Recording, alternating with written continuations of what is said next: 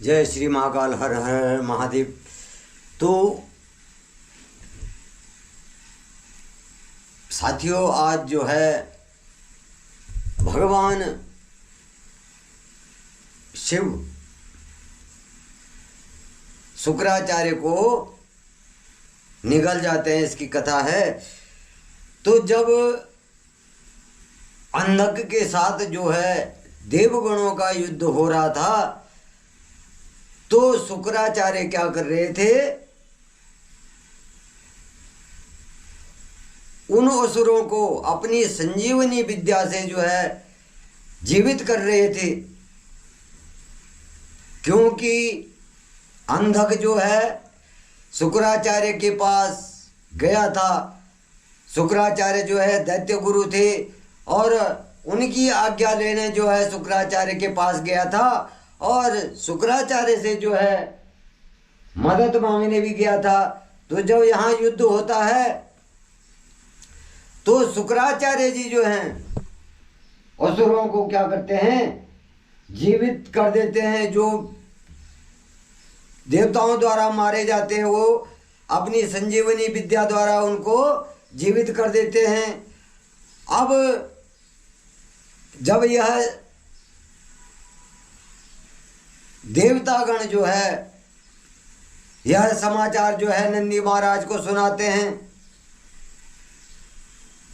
अब नंदी महाराज क्या करते हैं कि शुक्राचार्य को इस तरह से पकड़ लेते हैं जैसे कि शेर अपने शिकार को पकड़ता है। इस तरह से नंदीश्वर महाराज जो है शुक्राचार्य पे झपटते हैं और उन्हें उठाकर तेज गति से जो है वहां से निकल लेते हैं। अब जब नंदीश्वर महाराज इस प्रकार से असुर गुरु शुक्राचार्य को उठाकर ले जाते हैं तो तब जो है दैत्य उन पर जो है टूट पड़ते हैं और नंदी अपनी वीरता का परिचय देते हुए सबको पछाड़ते हुए आगे बढ़ते रहते हैं। और नंदी जी के मुख से भयानक अग्नि वर्षा होती है। जब नंदी जी को क्रोध आता है तो उनके मुख से क्या होता है, अग्नि वर्षा होती है।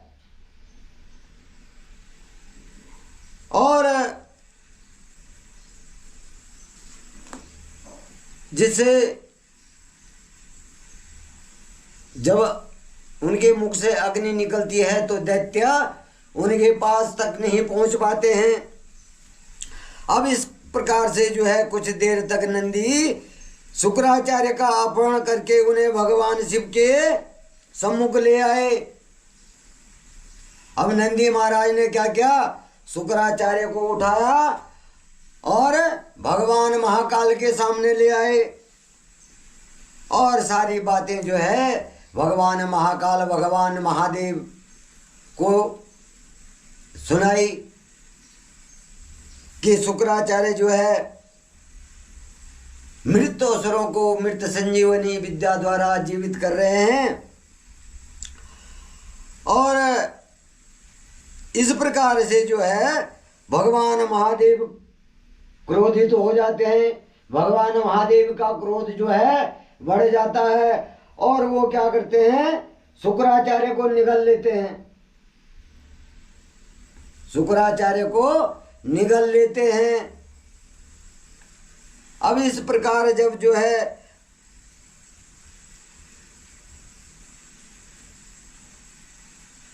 भगवान शिव ने शुक्राचार्य को इस प्रकार निगल लिया कि कोई बालक अपनी पसंदीदा खाने की वस्तु को पल भर में चट कर जाता हो, सटक जाता हो। इस प्रकार से शुक्राचार्य को निगल लिया। अब यह देख करके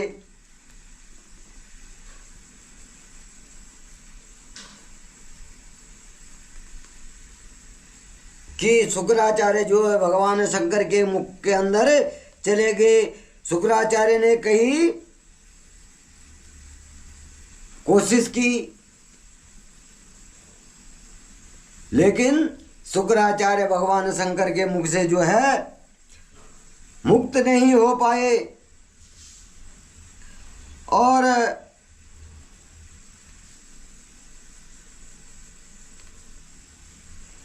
शुक्राचार्य जो है भगवान शिव के उदर से निकलने के लिए जो है चिंतित हो गए। अब उन्होंने कई प्रयत्न किए, लेकिन शुक्राचार्य जो है बाहर नहीं निकल पा रहे थे। तब उन्होंने भगवान शिव के शरीर में छिद्रों की खोज करनी शुरू कर दी। भगवान शिव के उदर में, भगवान शिव के शरीर में जो है छिद्रों की, छेदों की, छिद्र उनकी खोज शुरू कर दी। परंतु सैकड़ों वर्ष तक भी उन्हें कोई छिद्र नहीं मिल सका। शुक्राचार्य सैकड़ों वर्ष तक ढूंढते रहे पेटी में कि भगवान शिव के उदर में कहीं छेद होगा तो मैं वहां से बाहर निकल जाऊंगा, मेरी मुक्ति हो जाएगी। लेकिन सैकड़ों वर्ष तक शुक्राचार्य जो है छिद्र ढूंढते रहे, लेकिन शुक्राचार्य को कोई छिद्र नहीं मिला, कोई छेद नहीं मिला। और इस प्रकार से जो है जब शुक्राचार्य भगवान शिव के उदर में ही रहे तो शुक्राचार्य बहुत दुखी हुए। अब उन्होंने क्या किया, शुक्राचार्य ने भगवान महाकाल की आराधना करने का निश्चय किया। शुक्राचार्य ने क्या किया, भगवान शंकर के उदर में कि भगवान शंकर की आराधना करने का निश्चय कर लिया कि अब भगवान शंकर ही मेरे को मुक्ति दे सकते हैं। अब इस प्रकार से जो है तब शुक्राचार्य ने क्या करा, शिव मंत्र का जाप करना शुरू कर दिया। उधर में पेट में जो है भगवान शंकर के पेट में, भगवान महाकाल के पेट में क्या कर दिया, शिव मंत्र का जाप करना शुरू कर दिया। अब जब शुक्राचार्य ने शिव मंत्र का जाप करना आरंभ कर दिया, तब शिव मंत्र का जाप करते करते शुक्राचार्य के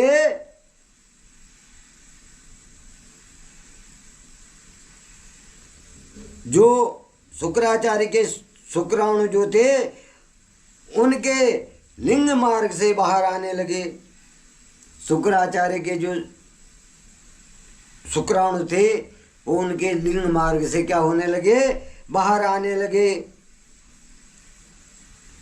और बाहर आकर के हाथ जोड़कर भगवान की स्तुति करने लगे। शुक्राचार्य शुक्राणु के रूप में बाहर आने लगे और भगवान महाकाल की स्तुति करने लगे।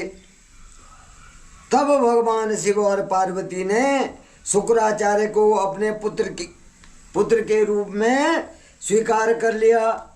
अब भगवान शंकर और माँ उमा ने क्या करा कि शुक्राचार्य को अपने पुत्र के रूप में स्वीकार कर लिया। जब वो शुक्राणु के रूप में बाहर आ गया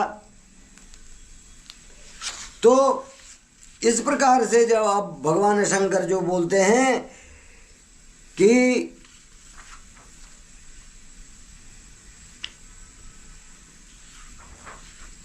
भगवान शंकर जब शुक्राचार्य को अपना पुत्र रूप उन्होंने दे दिया तो भगवान शंकर मुस्कुराए और बोले, हे भृगुनंदन, आप मेरे जो है लिंग से शुक्र की तरह बाहर निकले हैं, इसलिए आज से आप जो है शुक्र नाम से विख्यात होंगे। जो शुक्र ग्रह है क्या होगा, आज से तुम जो है शुक्र के रूप में जो है विख्यात होंगे, प्रसिद्ध होंगे। और आज से तुम मेरे और पार्वती के पुत्र होंगे। आज से क्या होंगे, तुम मेरे और पार्वती के क्या होंगे, पुत्र होंगे। और तुम जो है इस संसार में अजर अमर रहेंगे। इस संसार में क्या होंगे? अजर अमर रहेंगे। और तुम्हें आज से मेरा परम भक्त माना जाएगा। हे शुक्राचार्य, तुम शुक्र के रूप में जो है प्रसिद्ध होंगे और आज से जो है तुम मेरे परम भक्त के रूप में जो है प्रसिद्ध होंगे। अब इस प्रकार से भगवान महाकाल शुक्राचार्य से कहते हैं कि तुम मेरे और पार्वती के पुत्र तो है ही हैं और आज से तुमको शुक्र के नाम से जाना जाएगा और इस संसार में तुम जो है अजर अमर होंगे। अब यह भगवान की जो वाणी है शुक्राचार्य ने सुनी तो शुक्राचार्य क्या करने लगे? भगवान शिव की स्तुति करने लगे और बोले, हे देवादिदेव भगवान शिव, आपके सिर, नेत्र, हाथ, पैर और भुजाएं अनंत हैं। अब शुक्राचार्य ने उधर में जाकर देखा तो भगवान शंकर को जो है, भगवान महाकाल को शुक्राचार्य कह रहे हैं कि आपके जो है सिर, नेत्र, हाथ, पैर क्या है और भुजाएं जो है अनंत हैं। मैंने जो देखा वो जो है साक्षात रूप आपका देखा। आपकी इतने सिर हैं, इतनी भुजाएं हैं, इतना हाथ है, इतने पैर हैं। हे देवादिदेव भगवान शिव, आपकी मूर्तियों की गणना करना सर्वथा असंभव है। आपके जो रूप हैं, आपका जो रूप है उसकी गणना करना, आप कितने रूपों में प्रकट हैं। अब जो है शुक्राचार्य जो है भगवान शिव को कहते हैं कि आपकी तो कहते हैं कि 8 मूर्तियां हैं, लेकिन आप तो असंख्य मूर्तियों वाले भी हैं। जो मैंने आपका रूप देखा आपके उदर में जाकर के, तो आप जो है असंख्य रूपों वाले भी हैं। आपकी जो है कई मूर्तियां हैं और आप जो है देवताओं तथा देवताओं की भी और दानवों की भी मनोकामनाएं पूर्ण करते हैं।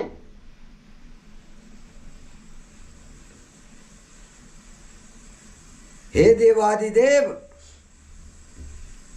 आप ही जो है संहार करने वाले हैं। मैं आपके चरणों की स्तुति करता हूँ। हे प्रभु, आप मुझ पर प्रसन्न हो। अब शुक्राचार्य जी भगवान शंकर को कहते हैं कि आप देवताओं को और दैत्यों को वरदान देने वाले हो, उनकी जो है मनोकामनाएं पूर्ण करने वाले हैं, भक्तों के भक्त वत्सल हैं आप।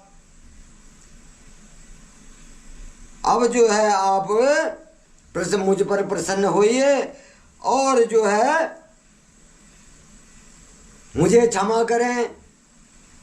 अब दैत्य गुरु शुक्राचार्य की स्तुति सुन करके भक्त वत्सल भगवान शंकर ने जो है शुक्राचार्य पर प्रसन्न होकर के शुक्राचार्य को कहा कि हे शुक्राचार्य, तुम पुनः जो है असुर सेना में चले जाओ। अब भगवान शंकर ने शुक्राचार्य को जो है आज्ञा दी कि तुम पुनः जो है असुर सेना के अंदर चले जाओ, असुर सेना में शामिल हो जाओ। और भगवान शंकर की जो है भगवान महाकाल की आज्ञा से जो है शुक्राचार्य जो है जो शुक्र नाम जो है भगवान महाकाल ने दिया था, तो वो जो है शुक्राचार्य से विख्यात हो गए। शुक्राचार्य नाम से क्या हो गए, विख्यात हो गए। तो साथियों जो है शुक्राचार्य नाम जो है दैत्य गुरु का तब पड़ा था जब भगवान शंकर के उधर से वो शुक्राणु के रूप में बाहर निकले थे। जब भगवान शंकर ने उन्हें दैत्य गुरु को निगल लिया तो वहाँ पर शुक्र रूप दिया गया था, उनको शुक्र नाम दिया गया था, तो शुक्राचार्य नाम से विख्यात हुए। तो जय श्री महाकाल, हर हर महादेव। तो कल की कथा दोस्तों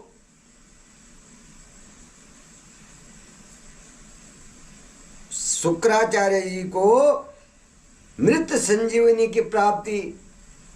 अब शुक्राचार्य जी को मृत संजीवनी की प्राप्ति कैसे होती है उसकी कथा आप लोगों के सामने रखूंगा।